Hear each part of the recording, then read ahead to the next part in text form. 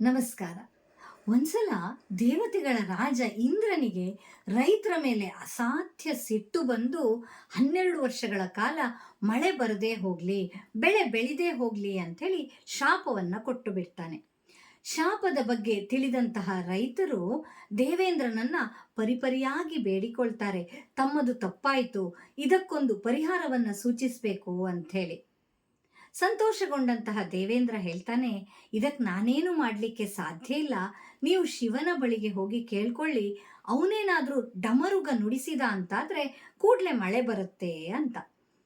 ರೈತರು ಇನ್ನೇನು ಶಿವನ ಬಳಿಗೆ ಹೋಗ್ಬೇಕು ಎನ್ನುವಾಗ ದೇವೇಂದ್ರ ಮೊದಲಾಗಿ ಹೋಗಿ ಶಿವನ ಹತ್ರ, ನೀನು ಯಾವುದೇ ಕಾರಣಕ್ಕೂ 12 ವರ್ಷಗಳ ಕಾಲ ಡಮರುಗವನ್ನ ನುಡಿಸಬಾರ್ದು, ಹಾಗಂತ ನನಗೆ ಮಾತು ಕೊಡಬೇಕು ಅಂಥೇಳಿ ಕೇಳಿಕೊಳ್ತಾನೆ.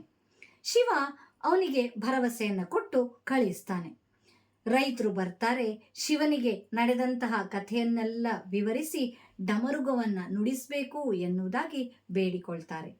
ಆದರೆ ಶಿವ ತನ್ನ ಅಸಹಾಯಕತೆಯನ್ನ ವ್ಯಕ್ತಪಡಿಸ್ತಾನೆ. ಬೇಸರಗೊಂಡಂತಹ ರೈತರು ಮನೆಗೆ ಬರ್ತಾರೆ. ಇನ್ನೇನು ಮಾಡುವುದು, ದೇವರು ಮುನಿದ ಮೇಲೆ ಏನು ಮಾಡ್ಲಿಕ್ಕೆ ಸಾಧ್ಯ ಇಲ್ಲ ಅಂಥೇಳಿ 12 ವರ್ಷಗಳ ಕಾಲ ಕಾಯುವುದಕ್ಕೆ ಸಿದ್ಧರಾಗ್ತಾರೆ. ಆದರೆ ಒಬ್ಬ ರೈತ ಮಾತ್ರ ಎಂದಿನಂತೆ ತನ್ನ ಕೃಷಿ ಕಾರ್ಯದಲ್ಲಿ ತೊಡಗಿಕೊಳ್ತಾನೆ. ಕಾಲಕ್ಕೆ ಸರಿಯಾಗಿ ಗದ್ದೆಯನ್ನ ಉಳುಮೆ ಮಾಡ್ತಾನೆ, ಬೀಜವನ್ನ ಬಿತ್ತುತ್ತಾನೆ, ಗೊಬ್ಬರವನ್ನ ಹಾಕ್ತಾನೆ. ಆದರೆ ನೀರಿಲ್ಲದೆ ಇರುವ ಕಾರಣ ಬೆಳೆ ಬೆಳೆಯುವುದಿಲ್ಲ. ಅವನು ನಿರಾಶನಾಗುವುದೇ ಇಲ್ಲ. ಪ್ರತಿ ವರ್ಷವೂ ಕೂಡ ನಿರಂತರವಾಗಿ ಆ ಕೆಲಸವನ್ನ ಮಾಡ್ತಾ ಹೋಗ್ತಾನೆ. ಇದನ್ನು ಕಂಡಂತಹ ಉಳಿದ ರೈತರು ಅವನಿಗೆ ಪರಿಹಾಸ್ಯ ಮಾಡ್ತಾರೆ.